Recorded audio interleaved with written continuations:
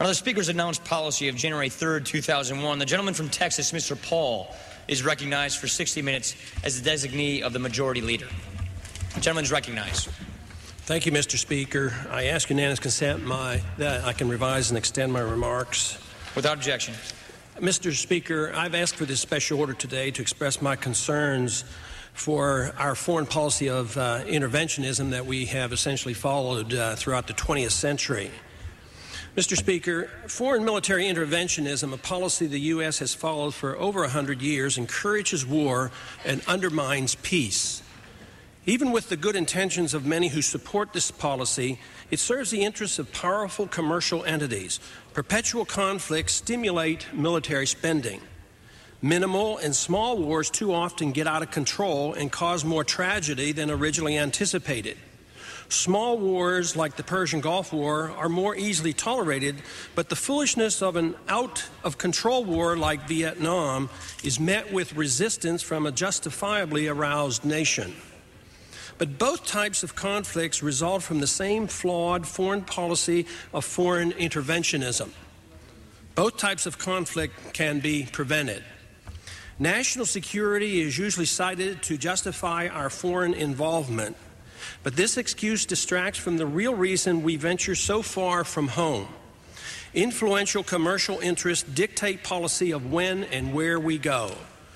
Persian Gulf oil obviously got more attention than genocide in Rwanda. If one were truly concerned about our security and enhancing peace, one would always opt for a less militaristic policy. It's not a coincidence that U.S. territory and U.S. citizens are the most vulnerable in the world to terrorist attacks. Escalation of the war on terrorism and not understanding its cause is a dangerous temptation. Not only does foreign interventionism undermine chances for peace and prosperity, it undermines personal liberty. War and preparing for war must always be undertaken at someone's expense. Someone must pay the bills with higher taxes, and someone has to be available to pay with their lives. It's never the political and industrial leaders who promote the policy who pay. They are the ones who reap the benefits, while at the same time arguing for the policy they claim is designed to protect freedom and prosperity for the very ones being victimized. Many reasons given for our willingness to police the world sound reasonable. We need to protect our oil. We need to stop cocaine production in Colombia. We need to bring peace in the Middle East. We need to punish our adversaries. We must respond because we are the sole superpower, and it's our responsibility to maintain world order. It's our moral obligation to settle disputes. We must follow up on our dollar diplomacy after sending foreign aid throughout the world. In the old days, it was, we need to stop the spread of communism. The excuses are endless. But it's rarely mentioned that the lobbyists and the proponents of foreign intervention are the weapons manufacturers, the oil companies, and the recipients of huge contracts for building infrastructures in whatever far corners of the earth we send our troops. Financial interests have a lot at stake, and it's important for them that the United States maintains its empire. Not infrequently, ethnic groups will influence foreign policy for reasons other than preserving our security. This type of political pressure can at times be substantial and emotional. We often try to please too many, and by doing so, support both sides of conflicts that have raged for centuries. In the end, our effort can end up unifying our adversaries while alienating our friends. Over the past 50 years, Congress has allowed our presidents to usurp the prerogatives the Constitution explicitly gave only to the Congress. The term foreign policy is never mentioned in the Constitution and was never intended to be monopolized by the president. Going to war was to be strictly a legislative function, not an executive one.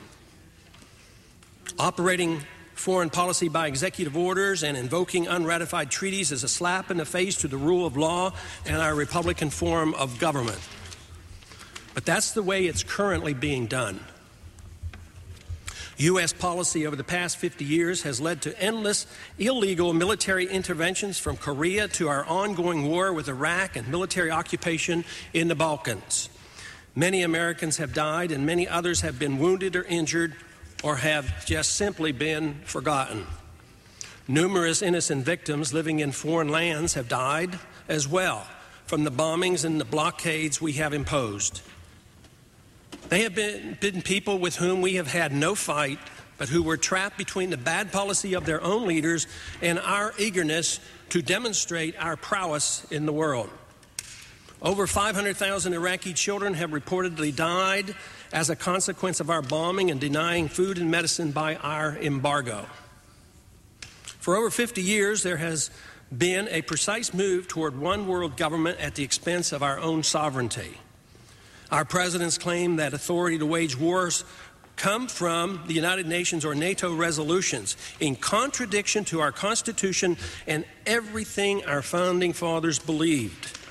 U.S. troops are now required to serve under foreign commanders and wear UN insignias. Refusal to do so prompts a court-martial. The past president, before leaving office, signed the 1998 UN Rome Treaty, indicating our willingness to establish an international criminal court.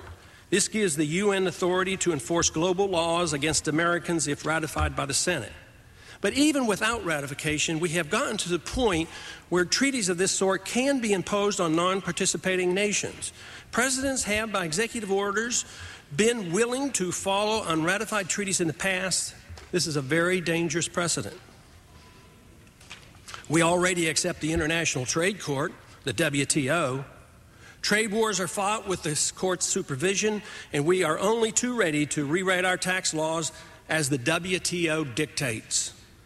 The only portion of the major tax bill at the end of the last Congress to be rushed through for the president's signature was the Foreign Sales Corporation changes dictated to us by the WTO. For years, the U.S. has accepted the international financial and currency management of the IMF, another arm of one world government. The World Bank serves as the distributor of international welfare, of which the U.S. taxpayer is the biggest donor. This organization helps carry out a policy of taking money from poor Americans and giving it to rich foreign leaders, with kickbacks to some of our international corporations. Support for the World Bank, the IMF, the WTO, and the International Criminal Court always comes from the elites and almost never from the common man. These programs run by the international institutions are supposed to help the poor, but they never do. It's all a charade. And if left unchecked, they will bankrupt us and encourage more world government mischief. It's the responsibility of Congress to curtail this trend by reestablishing the principles of the U.S. Constitution and our national sovereignty. It's time for the United States to give up its membership in all these international organizations. Our foreign policy has led to an incestuous relationship between our military and Hollywood. In December, our Secretary of Defense used $295,000 of taxpayers' money to host a party in Los Angeles for Hollywood bigwigs. Pentagon spokesman Kenneth Bacon said it was well worth it. The purpose was to thank the movie industry for putting the military in a good light. A similar relationship has been reported with TV stations licensed by the U.S. government. They have been willing to accept suggestions from the government to place political messages in their programming. This is a dangerous trend, mixing government and the media. Now here's where real separation is needed. Our policy should change for several reasons. It's wrong for our foreign policy to serve any special interest, whether it's for financial benefits, ethnic pressures, or some contrived moral imperative. Too often, the policy leads to an unintended consequence, and more people are killed and more property damaged than was intended. Controlling world events is never easy. It's better to avoid the chance of one bad decision leading to another. The best way to do that is to follow the advice of the founders and avoid all entangling alliances and pursue a policy designed solely to protect U.S. national security interests. The two areas in the world that currently present the greatest danger to the United States are Colombia and the Middle East. For decades, we have been engulfed in the ancient wars of the Middle East by subsidizing and supporting both sides. This policy is destined to fail. We are in great danger of becoming involved in a vicious war for oil, as well as being drawn into a religious war that will not end in our lifetime. The potential for war in this region is great, and the next one could make the Persian Gulf War look small. Only a reassessment of our entire policy will keep us from being involved in a needless and dangerous war in this region. It will be difficult to separate any involvement in the Balkans from a major conflict that breaks out in the Middle East. It's impossible for us to maintain a policy that both supports Israel and provides security for Western-leaning secular Arab leaders, while at the same time taunting the Islamic fundamentalists. Push will come to shove, and when that happens in the midst of an economic crisis, our resources will be stretched beyond the limit. This must be prevented. Our involvement in Colombia could easily escalate into a regional war. For over 100 years, we have been involved in the affairs of Central America. But the recent escalation of our presence in Colombia is inviting trouble for us. Although the justification for our enhanced presence is the war on drugs, protecting U.S. oil interests and selling helicopters are the real reasons for the last year's $1.3 billion emergency funding. Already, neighboring countries have expressed concern about our presence in Colombia. The U.S. policymakers gave their usual response by promising more money and support to the neighboring countries that feel threatened. Venezuela, rich in oil, is quite nervous about our enhanced presence in the region. Their foreign minister stated that if any of our ships enter the Gulf of Venezuela, they will be expelled. This statement was prompted by an overly aggressive U.S. Coast Guard vessel intrusion into Venezuela's territorial waters on a drug expedition.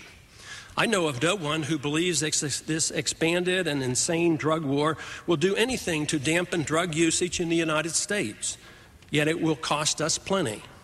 Too bad our political leaders cannot take a hint. The war effort in Colombia is small now, but under current conditions it will surely escalate. This is a 30-year-old civil war being fought in the jungles of South America. We are unwelcome by many, and we ought to have enough sense to stay out of it. Recently, new policy has led to the spraying of herbicides to destroy the coca fields. It's already been reported that the legal crops in the nearby fields have been destroyed as well. This is no way to win friends around the world.